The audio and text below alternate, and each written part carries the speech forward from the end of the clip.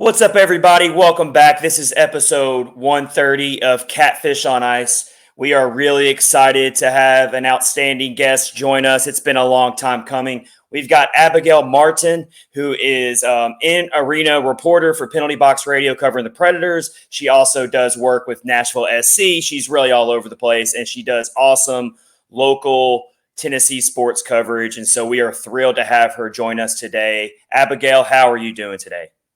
I'm doing well. I know we don't have much to talk about. I don't know how we're going to fill up any time, but I'm super Yeah, we're excited just for you having me on.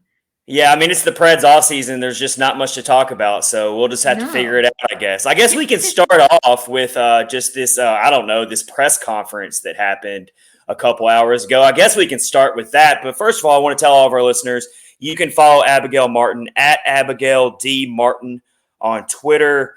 Like I said, she does stuff for Penalty Box Radio. She's with Nashville SC, which I'm really trying to become a Nashville soccer fan. You could probably – well, I'm going to ask you that at the end of this segment. I need you to give me some players to follow and what's going on with Nashville SC. But before we get to that, I guess the first question I want to get started with today is obviously you were at the end of season press conference today with David Poile and John Hines at the podium. And really, I just want to get your biggest quotes and biggest takeaways that stood out to you today at the press conference from David Poile and John Hines. Yeah, it was super exciting. We all walked into the room. We were like, oh no, what can we expect for today? Because we had even heard rumors that Hines had resigned. There were rumors that it was a multi-year deal. I think I heard someone said that there was a bot going around saying it was a 6-year deal. Yeah, And I so saw that everyone too. was like Yeah. throwing a fit. I missed that one. And luckily I got to hear about it. But not sure what to expect, but in the same way, knowing exactly what to expect. You knew you were going to cover Forsberg, Hines, and of course the season. So with that, to give like a easiest version I can sum it up into is they are not satisfied with this past season. Of course, I guess I should have started here. Hines is going to be re-signed for 2 years. He has an extension, him and his team. So you're not going to see Carl Taylor or someone pop in. There's not anything to be occupied there. I know a lot of fans are kind of upset about that, and bear with us. We'll go into that, I'm sure. Yeah. But they're not satisfied. They do understand that there's a huge gap between them and even just looking at the playoffs, but their matchup against the Avalanche, they know there's a huge gap and they are not playoff contenders. Actually, David Poile took a lot of accountability today, and he said, I did not give Hines what he needed to succeed, but he has great experience. He's a great leader for this team, and we want to have him back. And I think this is the group that's going to get this team back into playoff contention. Do with Yeah. that as you will. That really stood out to me, and you did tweet out a video of that response from John Hines. Kind of go into what that video that you tweeted out right before we just went on here about, because John Hines was asked about David Poile kind of being super. First of all, I really appreciate David Poile's honesty today. I know a lot of fans want him gone, and I get that as well because he's been the only GM of this franchise, and it's totally understandable to want change and want a fresh vision. But I found David Poile to be very honest today with his responses. He went into a lot of detail with his responses, which I can totally respect that. And so, tell us kind of what John Hines said in response to Poile saying that, yeah, that's on me. I haven't given him enough talent yet to get this team more successful in the playoffs.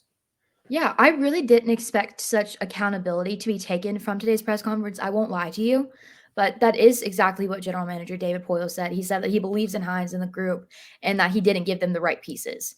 And with that, I think I'll touch on Forsberg a little bit. He wants Philip Forsberg to come back. He believed that Forsberg also wants to come back. It's just a matter of the business side, which we saw from player availability. I believe it was last week. Everyone says there's always two different sides of hockey. But for Hines' perspective, he was asked, how often do you communicate with David Poile for your roster decision? Because that's something I don't think we hear a lot about in NHL or even just in sports, how much control a coach has over their roster. It's more so of manage the team. And I think Poile said this today. He was like, management looks at a 3 to 5 year plan. And going with that for Forsberg's contract, he was like, if we had Ellis or Arvidsson, Forsberg's not staying. We don't have the money for him. And so he said Hines' role is day to day. He said he jokes with him about that all the time, but Coach Hines actually said that they kind of take turns evaluating players. They'll look at who's in free agency, maybe who can be traded. And going back to the money side of things, Poyle was actually asked, is there going to be any like holdback from ownership about getting maybe splurging on a player? And he said that was not the case. He has full ownership backing him up, but he doesn't want to spend money just to spend it. I mean, I would be the opposite, but I'd spend money just to spend it. That's just me in everyday life. I'm a 20-year-old woman. But from a management perspective, he doesn't want to just spend money for fun of it, saying, I'm going to throw a name out there. So just leave it at that. Nathan McKinnon. It's not Nathan McKinnon's a great player, but will he fit into the system? And if you want to look at being something maybe a little realistic, maybe Johnny Gaudreau coming in, if Forsberg does walk, it's a matter of can this player fit our system and really enhance the group. And that's something I talked about in an article I recently wrote. And that's something they even tapped into today is enhancing the core group. And now that the youth leadership has 82 games under their belt, they can feel a little bit more confident going into next season. For sure. Another thing that really stood out to me, and I want to get your thoughts on this, was when Poyle kind of went into detail about why he decided to do what he did at the trade deadline, which also got a lot of criticism because he didn't do that much really other than getting Jeremy Lauzon. And so a lot of fans were a little critical of that. And I kind of found it interesting that he kind of elaborated on how he just didn't see a point in offering in their rebuild plan that they're in. He didn't see a point in basically offering a first round pick for the assets that were on the table at that time. And he kind of mentioned Jeremy Lauzon and how they went and made a under the radar pickup with him because all they had to do was do a second round pick, and he fits the identity of this team, which they use that word a lot, identity. And you're telling me. Yes, I mean that word. But yeah, so I found that very interesting that he kind of opened up a little bit about why he decided to do what he did at the trade deadline. And also, on top of that, why he decided not to trade Philip Forsberg. And I found this answer to be a little weird, but he basically said, well, if we trade Philip Forsberg, then we don't make the playoffs, which is true. But then you're also telling me that this team is very far away from winning in the playoffs. So it's like that was a little bit of an odd quote from David Poyle there, in my opinion. Yeah, no, that's a fair assessment because they, even going back to today, they said it could be a small adjustment that they need to make in order to be competitive, but it also may not be. And more oftentimes than not, it's not just going to be one person that makes or break you. Mind you, going into this next season, I believe the exact opposite of that. I think if Forsberg walks, he said that he did not want to go into a complete rebuild if Forsberg did walk away. That was kind of interesting because Philip Forsberg is a franchise player. He's been with this team since the very beginning, going back to 2013, going back to when the Nashville Predators were sweeping the Chicago Blackhawks in the playoffs. Like that was a minute ago. But going back to the comment about trade deadline, he did say, I don't want to give Philip Forsberg up for a first round draft pick. That's not going to do it. And it's good to be aware of what Forsberg means to you, but at the same time, it's confusing because you're like, then why wasn't a deal done by trade deadline day? Because now he has full opportunity to walk away and you get no return. If I highly doubt someone was trying to buy Forsberg for a first round draft pick, that seems a little bit silly and unrealistic. So Yeah, but I'm not there. I don't know. yeah, exactly. But especially now that it's been time after the trade deadline, after the season, you got to see the successes, the failures, and you can really just go back and assess those in a different way than you could have maybe the day after or whenever the press conference was following the trade deadline. Yep. But he said today, which was interesting, I want to say the number was 9. He said there's only 9 players that are on this team since Hines has taken over. Yeah, that's correct. I heard that too. Yeah, that's correct. And so there's been a lot of changes in some sense, but also the roster decisions are much easier to make than a head coach or from leadership.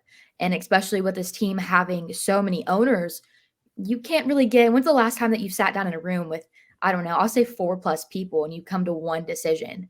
And so I'm not surprised. It is easier to make a roster move than it is to do anything else. So I'm also not surprised to see Hines and his crew staying on for another 2 years. Do I agree with it? I'm not exactly sure. I'm kind of in a weird standpoint with how I feel of Hines as a head coach, but I think he has a great mentality. I laugh so much at the word identity, but that's exactly what this organization started with, was the blue collar work Mhm. hard mentality. But that also goes back to the last 20 games of the season, and we can talk about that in a little bit, but there Yeah, was a well, lot to break down. it was. There was a really so many big things came out of this press conference. Again, we're being joined by Abigail Martin of Penalty Box Radio, covers the Preds. Also does work with Nashville SC. She was at the press conference earlier today, so we're really lucky to have her joining us today for episode 130. Yeah, reading the tea leaves on this whole Philip Forsberg thing, and just knowing that David Poyle is obviously one of the best GMs of all time. He is, even without a Stanley Cup, he's still such a great general manager. And I just got to think that he knows something that we don't know behind closed doors when it comes to the Philip Forsberg wanting to come back here as well. There's mutual interest. We've heard that. And so I can't see a scenario where David Poyle wouldn't have traded Forsberg at the trade deadline if he didn't have supreme confidence that Forsberg Mhm. wants to stay here and that he was going to be able to eventually get a deal done this offseason, because that could be the biggest stain of his Preds legacy if he loses Forsberg this offseason. It will really be a huge it will tarnish his legacy a little bit as GM of this Preds team, Mhm. despite all the successes he has had. So that's tough. It really is. Some other things I took away from it today was I thought it was cool that Poyle went to bat for his head coach. I mean, Yes. He was very passionate. he really sold it to the fan base. And I actually came out of the press conference feeling a little bit more confident than I did going into it about John Hines. Like, Poyle did I'll say that John Hines owes David Poyle a really good steak dinner for all the good things that he said about his head coach today, because I do got to say a lot of really strong points were brought up about taking accountability and stuff. And then I found it really interesting, and I thought it was a really good response from Hines, talking about how he breaks the season into 20-game intervals. And I thought that was kind of cool because I've never really thought about it that way. And so now I'm really going to think about that a lot. And so he mentioned, like, okay, this is what we did in the first 20 games. And then games 21 through 40 was our best hockey of the season. And then he said we admittedly didn't play our best hockey in the last 20 games or so of the season, which he said is the toughest part of the season. What did you think Mhm. about that, Abigail? That made a lot of sense, and then even to back it up further, he said he was talking with, the youth of this team, and they were like, "What was the hardest part?" And they were like, "It wasn't the jump from AHL to NHL. It wasn't that at all. It was actually the jump from regular season to playoffs." They said that that took the biggest toll on them, and even going back, they said that having an 82 game season is such a hard thing to do, and I don't think we think about that enough or give them credit for it. These players going through 82 games of the season, changing time zones, changing cities and all of that, and it just being your first experience playing against the best in the best in hockey. And so going back, it I don't even know where I'm going. I mean, it the last 20 games is, I want to say, if I'm remembering correctly, player availability was last week for locker room cleanout. And Matthias Ekholm has a quote, which I tweeted out, and it was, "I haven't been to the Stanley Cup final every year, but when I did, we soared into the playoffs. The last 20 games of the season are so Yeah. important." And looking back at this season, the last 20 games, they lost 11 out of the last 20 games. That Mm-hmm. doesn't sound like you're going in soaring and you're going confident in. And even Matt Duchene said, "I think at the end of the season, we let it get into our head that we may not clinch a ticket into the playoffs." I don't know why that took a downfall instead of taking advantage and saying, "Let's take it into gear. Let's get production. Let's stick together." I don't know why that didn't happen. I'm not in the locker room, but it is pretty cool to see that they break it down to 20 games of a season, going, Yeah. step by step. Because you always hear, like, maybe in football, like, we're worried about this week, we're worried about today. You hear the I don't care about cliches. the Usually rest. it's cliches about we're only worried about the next game. Yeah. Right. We know that's not the case. You look at the difference between the lineups, who's being scratched, who's not, maybe who's taking an off day.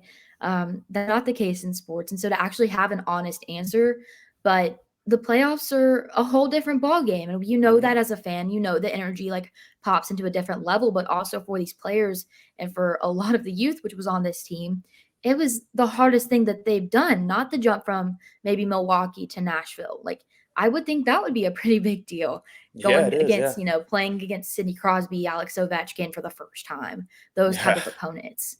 And so for them to say that playoffs is a different animal, I think stood out a lot too. Definitely did.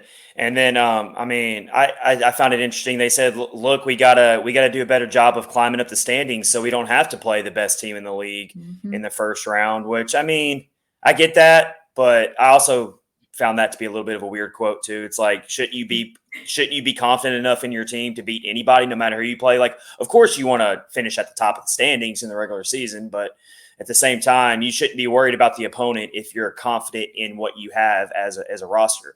But I guess I want to ask you a really basic question here. So, coming in your opinion, and then I'll kind of tell you how I feel about it. But so coming out of this press conference, do you feel more confident in the vision of this team moving into next season, or do you have more questions than answers coming out of this press conference? Even though there were so many great answers and so many quotes. There were great answers. I'll give them that. But I'm not sold. Yeah. They still aren't committing to one way or the other.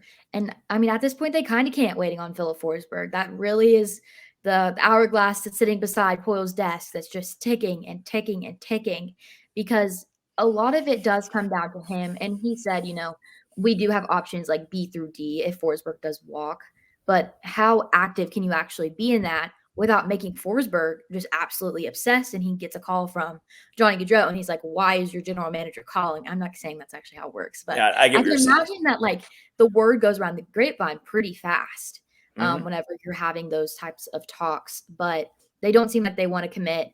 I'm still very frustrated at the fact that they did have individual success, and that's a great thing to be proud of, but they were still swept for the first time in franchise history. Yeah. And that's also coming back from so much success that we saw throughout Laviolette's career before he was terminated. The Stanley Cup final, which it wasn't supposed to happen. So I don't want to compare that by any means, but also the President's Trophy, finishing at the top of the end of the regular season, which is what they're wanting. I wouldn't say go up to the top because there is a President's Trophy curse apparently, Yeah. but Yeah. it was interesting. The answers in itself were good. I have a love for Hines, like respect for Hines as a coach, as a person.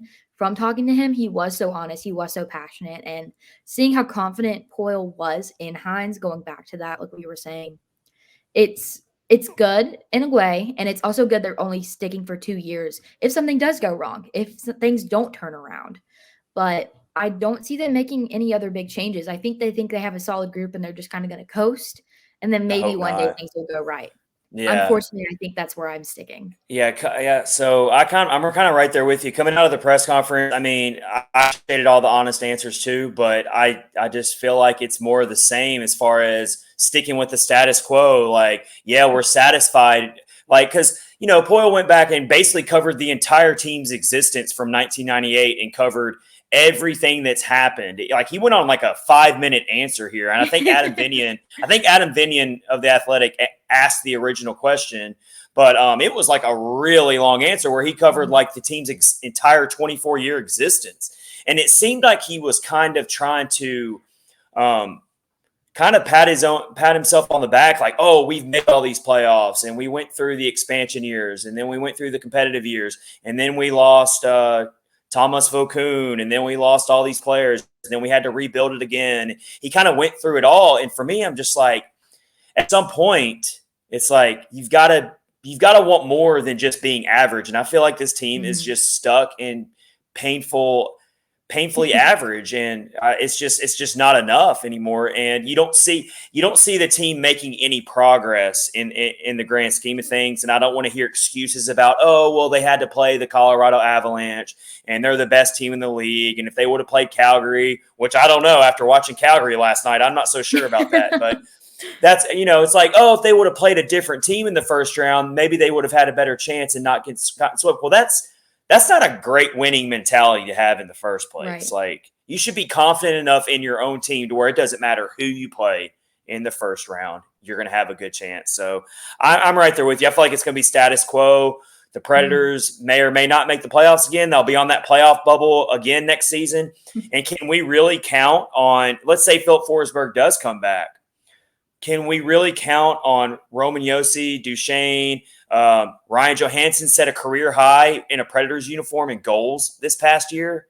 Like, Right. can we count on Ryan Johansson to be a 20-plus goal scorer? Like, all these things broke perfectly for this team, individually speaking, for a lot of players. And yet they still barely snuck in the playoffs. And that's just a dark cloud for me that I can't get over. No, I'm I don't glad that know. you mentioned that because like everyone's like, you're right. Like everyone's like, they played Colorado. They played Colorado. That's great. But the fact that you could not win a single game and you're going without UC Saros if that's in the finalist, which is another individual success story. And you see Connor Ingram get called up and he played his tail off. He did. Standing on his head for so much of the time. And yet they still weren't able to do it. I mean, just going back to game 4, that was the first time they've ever held a lead in that series. And it lasted maybe 2-3 minutes at most before Colorado took the lead again or tied it up. Mm-hmm. I mean, it's a good thing that there was individual success. And even today, someone asked, I wish I could remember who, but they were like, do you think that they maxed out? And Poyle immediately was like, no, absolutely not. I think Forsberg comes back. Yeah. And I mean, Yost was so close to hitting 100 points. He's done something that we haven't seen in like before I was born. It's been a long time. That's before not I was born too. That's not something like happens every day. That's not the type of record that can always be recreated, and especially a season after, because players are going to go in having that pressure. There's pressure when you're on a bad year, but also whenever you're returning from a good year and you've got all these people saying, are you going to do it again? Are you going to do it again? Are you going to beat it? But I mean, I don't know. Hines was clear on communication, though. I'm going to reserve judgment on how I feel about next season until I see what they do in free agency. And obviously, the elephant in the room. I've been calling it the elephant in the room since December, basically. I've been calling it the elephant in the room, which is Philip Forsberg. Let's see what happens. I don't think you can make a clear judgment call one way or the other on what the Preds are going to be next season until until we get past free agency. So they're just kind of teetering on that line right now until then. You can be mad about the rest of the season. Yeah. So now I kind of want to get a little more into your personal coverage and kind of how did you get into sports media? I know you went to Middle Tennessee State University, correct? So that I'm a senior there now. So I'm an MTSU alum. Graduated in 2010. I didn't get as involved with the campus TV station like you're doing though, and I wish I would have. I look back on it now, but that's one of the reasons why I've been a fan of your work for a long time, because I know you've done stuff with Middle Tennessee State University. You do great stuff for them, and then kind of tell us how you got into sports media, what made you want to do it, and then how did you get involved with Justin Bradford and Penalty Box Radio? Just tell us all about that. Yeah, so that actually goes back to my freshman year. Everyone always tells you it's okay if you don't know what you want to do. My mom figured out first my freshman year because it was combining different things that I like. I love storytelling, I love writing, and I love being out and talking to people and just talking about things that I'm passionate about. And I'm a big sports fan. I grew up playing softball and then travel softball. I played basketball for a little bit. And my mom and I would always go to hockey games. That would be like our mother-daughter date nights. And so that's how I started to become a fan of the Nashville Predators. And so I knew that's what I wanted to do, but I'm from like a super small town, like one red light town. And there's not a lot of opportunity there. I have to go 15 minutes if I want to go to a Publix or anything like that. Yeah, it's pretty small. But we didn't have like a broadcasting class or anything. Of course, we had athletics. And so I want to say first I met Justin Bradford. I'd always looked at everybody on press row and was like, I want to do that. Lindsay Rowley, when she came on 2014, I believe, I was like, that's what I want to do. I want to interview the players. I want to work for a major league team. Would have loved to work for the Nashville Predators as well. And Justin Bradford had created Penalty Box Radio. My mom was like, you should talk to him. He seems like, he wants to like grow youth involvement, and I think he would be provide great opportunities. I'm nervous. I hate talking to people first, even still to this day, and I just can't do it. But my mom like hyped me up really good, and it was intermission, and I was like, okay, it's now or never. Like, you're only going to be told no if you don't ask. So you might as well go ahead and do it. So Little 15-year-old me walks up to Justin Bradford at Wow. intermission. I'm like, "Hey, I Yeah. don't even think I mentioned my aspirations at first is the thing. Like I was so nervous. And he has like a ton of people around him too. And I was like, I can't talk to these people too. I don't even want to just talk to him. And so I messaged him after, or he tweeted after during the game. And I remember like my jaw just dropped. I was like, Mom, he followed me and he tweeted back at me. And I That's really hope so he doesn't cool. watch this for this case because I've never told him that either. That's But so cool though. it was amazing. And then after the 2016-17 season, so they were doing the banner raising and everything. And so I did a game recap, and then just like the environment from a fan perspective was my audition. And I just Twitter DM'd it to him. And he was like, okay, cool. You want to come out to like high school? I think it was a college game that I covered first. And I would talk to the players and coaches. And so I worked my way from college, high school coverage, and then I started doing PA announcing for my high school. Then I graduated from there. I decided I want to go to MTSU. I'd played softball in Murfreesboro. So like this, it made sense for me to want to go to MT. Hmm. And so I ended up going there. Then sophomore year was COVID. And after that, I started working with Blue Red or Extra Point for Middle Tennessee News. I was writing, so I've covered football, I've covered tennis. You've We're done it about to all. start covering hockey. Yeah, I've been able to do a lot of new stuff, and then going to Nashville Soccer Club was completely new for me.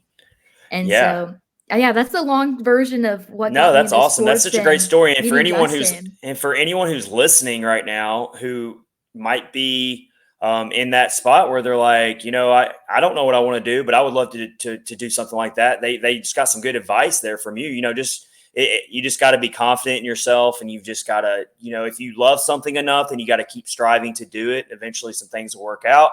You got to network with really good people like Justin Bradford, and it just works out great. So that's a really inspirational, awesome story. And Middle Tennessee State has a great mass communications program. Yeah, they Like actually I didn't know it, love but that they school. added sports media when I was going into school. And so at first I was like, I don't even know what I technically like would call what I want to do. And so they as soon as I walked in, they were like, "Oh, we have a sports media. It's a Wow, concentration of journalism." So man, I wish everything that. just fell into place. Yeah, I was technically a media management, I think is what they called it, Yeah. a That's what major, I was and then thinking I was gonna do. yeah, I did media management with broadcast journalism, and then I took film studies as my minor because I didn't want to do Uh, anything hard with my minor. So I basically did film studies and got to watch documentaries for 3 hours once a week. But that ended up being a way harder class than I thought it was going to be. I'm like, I didn't it's sign up for always this. those classes that like Oh you my are supposed to be gosh. easy, and then they're like, "Psych." And these were like some really like brutal like documentaries. I was like, this is traumatizing. Like, I Oh don't want my to watch this goodness. stuff. It was like a 7 o'clock in the evening class every Wednesday. And we had to go in Oh, there and no. watch like these horrible documentaries. I don't know. Anyway, all right, I'm going off the rails a little bit. All right, let's end with this. We're with Abigail Martin of Penalty Box Radio with Nashville SC as well, at Abigail T. Martin on Twitter. Go follow her. All right, so I need you to give me some knowledge on Nashville SC. I've been watching their games, but I am by no means a big soccer expert or no. I mean, like I know the basics of it. I love watching it. Mhm. I know all about Hani Mukhtar. Oh, yeah. He's the goat of the Nashville SC right now. But kind of tell us about some other players that we should be following on this team. Tell us how Nashville SC is looking this year. I know they're a really good team and stuff. So Mhm. kind of give us some bullet points on them right now, Nashville SC. I think the first one is the brand new park of Geodis Park. Oh wow, It I gotta get is there. I still walk in there and I get goosebumps. It is the most beautiful sporting event that I have ever been to. The best sporting venue, excuse me, that I've ever been to. The energy in there is electric. And if you want to talk about food, if you're a big foodie, every food venue that is in there has some sort of tie to Nashville. And so they were very like aware of creating a Nashville experience just in a park. And it's so beautiful. I walked in not knowing anything about soccer. It was one of those where I was like, you're going to get told no if you don't even do it. You might as well try. So I was like, we're going to go out of my comfort zone. I applied on for my internship on the very last day to do it. And Cutler Klein actually works there, who is an alumni of Penalty Box Radio. And so I joined there, and the players to watch for coming, of course, you mentioned it with Hani, Walker Zimmerman. He gets compared to Thor because of his long blonde hair and Yeah. blue eyes, I believe. but he is the nicest human I have ever met. And like everyone's like, "Oh, he's Thor," but like he has the qualities of like Captain America. Like he's Okay. easily like he's so nice. I was able to meet him and his wife Sally at the game 4 actually. He came out to do the towel rally and just so kind. And he's an excellent player. And then you're going to look at Loba. He's also great coming off the bench, or whether he's starting or not. Alex Mule scored the goal last night. He's been on fire recently. And so there's a lot. CJ Sapong is one of my favorite players to watch. I don't even Yeah, I've heard of necessarily know him. what's Yeah, going on he's fun. Yeah. 24/7, but yeah, they all get into it. And CJ's kids will come out like following the game. And they, if you haven't watched it yet, I know you said you haven't been yet, definitely go.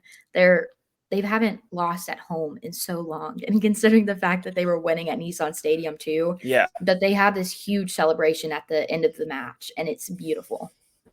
Yeah, I went to a couple. I've been to a couple games when they were at Nissan Stadium, but I have not been to the new stadium. Yet. All I know is it sounds loud. The way they built it, You got to it's go. like, you can't really focus on the attendance level. Like the capacity, I think is what 30,000. I think 33 so. or So some people might think, oh, well, that doesn't sound like a lot of people compared to like the Titan state, like Nissan Stadium. But it's the way the structure is built. I mhm. feel like it holds in a lot of sound probably. And then also you Yeah. can never deny the passion of soccer fans.